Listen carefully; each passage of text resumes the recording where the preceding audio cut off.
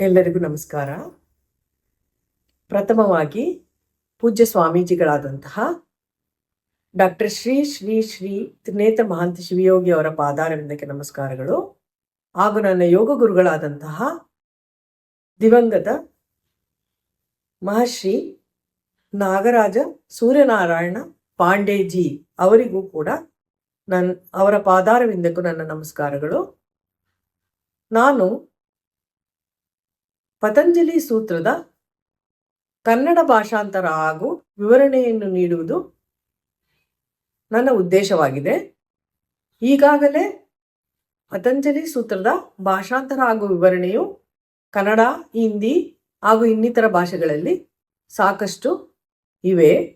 ಆದರೆ ಕನ್ನಡದ ಭಾಷಾಂತರ ಹಾಗೂ ವಿವರಣೆಯು ಅತಿ ವಿರಳವಾಗಿದ್ದು, ಈ ಮೂಲಕ ನಾನು ಅದರ ಪ್ರಯತ್ನವನ್ನು ಮಾಡುತ್ತಿದ್ದೆ. ಪತಂಜಲಿ ಸೂತ್ರದ ಪಠನೆ ಹಾಗೂ ಭಾಷಾಂತರ ಮಾಡುವ ಮೊದಲು ಮಹರ್ಷಿ ಪತಂಜಲಿಯನ್ನು ಈ ರೀತಿ ಪ್ರಾರ್ಥಿಸೋಣ.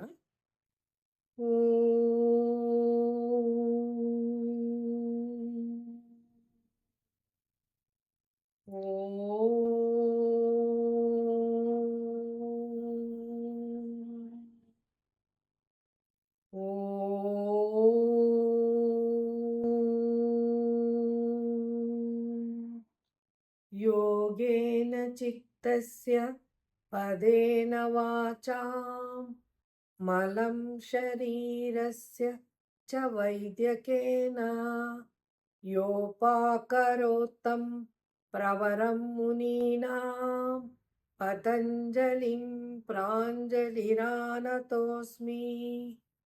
ಓಂ ಶಾಂತಿ ಶಾಂತಿ ಶಾಂತಿ. ಅಂದರೆ ಯೋಗೇನ ಯೋಗ ವಿದ್ಯೆಯಿಂದ ಚಿತ್ತದ ದೋಷಗಳನ್ನು, ಪದೇನ ವಾಚಾಂ ಅಂದರೆ ವ್ಯಾಕರಣ ಶುದ್ಧಿಯಿಂದ ಭಾಷೆಯ ದೋಷಗಳನ್ನು ಹಾಗೂ ಶರೀರದ ದೋಷ ಹಾಗೂ ರೋಗಗಳನ್ನು ಆಯುರ್ವೇದ ವೈದ್ಯದ ಮೂಲಕ ಈ ಮೂರು ವ್ಯಾಪ್ತಿಯಲ್ಲೂ ದೋಷಗಳನ್ನು ಪರಿಹರಿಸಿ ಪಾವಿತ್ರ್ಯತೆಯನ್ನು ತಂದುಕೊಟ್ಟಂತಹ ಭವರೋಗ ವೈದ್ಯರಾದಂತಹ ಮಹರ್ಷಿ ಪತಂಜಲಿಯವರಿಗೆ ಎರಡೂ ಕೈಗಳನ್ನು ಜೋಡಿಸಿ ಪ್ರಾರ್ಥಿಸೋಣ. ಈ ರೀತಿಯಾದಂಥ ಪ್ರಾರ್ಥನೆ ಇಂದಿಗೂ ಕೂಡ ರೂಢಿಯಲ್ಲಿದೆ. ಸೂತ್ರದ ವಿವರಣೆಯ ಮಾಡುವುದಕ್ಕಿಂತ ಮುಂಚೆ ನನ್ನ ಒಂದು ಕಿರುಪರಿಚಯವನ್ನು ಈ ಮೂಲಕ ಮಾಡಲು ಇಚ್ಛಿಸುತ್ತೇನೆ. ನನ್ನ ಹೆಸರು ಡಾಕ್ಟರ್ MS ಮಧುಮತಿ. ಮೂಲತಃ ನಾನು ಆಯುರ್ವೇದ ವೈದ್ಯಳಾಗಿದ್ದೇನೆ.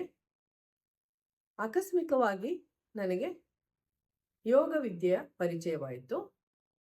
ಒಮ್ಮೆ ನನಗೆ ದಿವಂಗತ ನಾಗರಾಜ ಸೂರ್ಯನಾರಾಯಣ ಪಾಂಡೇಜಿ ಅವರ ಪರಿಚಯವಾಯಿತು. ಅವರ ಮೂಲಕ ನನಗೆ ಪತಂಜಲಿ ಸೂತ್ರದ ಬಗ್ಗೆ ವಿವರಣೆ ಹಾಗೂ ಯೋಗ ವಿದ್ಯೆಯ ಪರಿಚಯವಾಯಿತು. ಆ ನಂತರ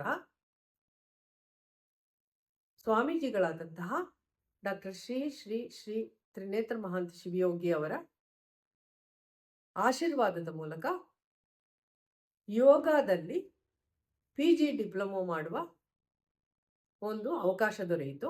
ಆ ನಂತರ ಅವರ ಆಶೀರ್ವಾದದಲ್ಲಿಯೇ ನನಗೆ 3 ವರ್ಷದಿಂದ ಪತಂಜಲಿ ಸೂತ್ರ ಹಾಗೂ ಹಠಯೋಗವನ್ನು